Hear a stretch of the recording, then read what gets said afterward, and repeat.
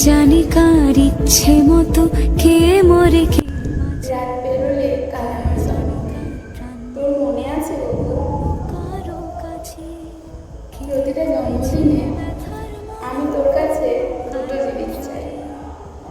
প্রথম, আমায় যে তুই এতটা ধৈর্য শক্তি, এতটা সহ্য শক্তি দিয়ে জন্ম দিয়েছিস, সুখ দিকে ভুলে গেছিস, তাতে আমি কোনো আক্ষেপ নেই।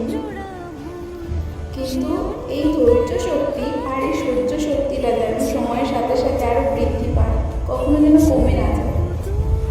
আর যেদিন আমি আর সহ্য শক্তি বা ধৈর্য শক্তি কোনোটাই ধরে রাখতে পারবো না, আর আমার কর্ম শেষে তুই আমার তোর কাছে দিয়ে দিস, এটাই চাই আমি সবসময়।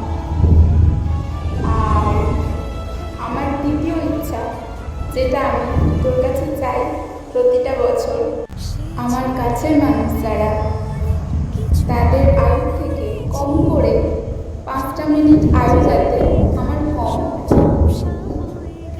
কেন কি আমি আমার কাছের মানুষ হারানোর যন্ত্রণা সহ্য করতে পারবো না।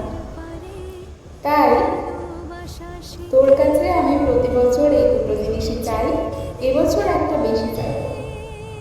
বেশিটা কি সেটা সবার আগেই বলা উচিত।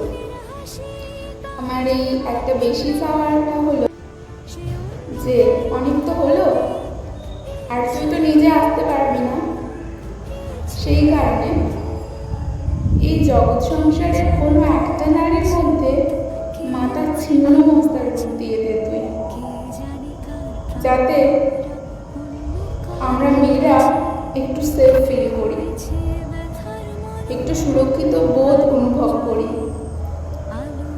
যাতে সেই ছিন্ন মস্তার নামটা শোনার পর ওই প্রতিটা নরঘাতকের আত্মা কেঁপে ওঠে, বুকে ভয় জমে, মনে আতঙ্ক জাগে। আমার শুধু তোর কাছে একটাই চাওয়া, যাতে আমরা মেয়েরা একটু সুরক্ষিত বোধ করি। ভগবান তো নিজে আসে না, না, সেই কারণে তোর কাছে আমার এটাই চাওয়া। আর এখন থেকে আমি যতদিন তুই আমাকে এই পৃথিবীতে রাখবি, ততদিন আমি একটা জিনিসই চেয়ে যাবো, যতদিন না তুই এটা পূরণ করবি।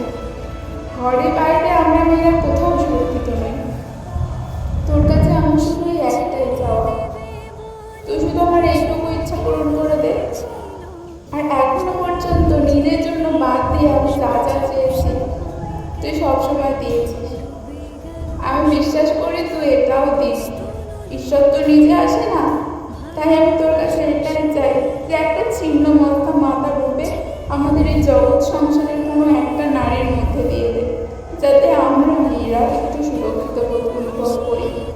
এর চেয়ে বেশি আর কিচ্ছু চাই না আমার, কিচ্ছু না, কিচ্ছু না।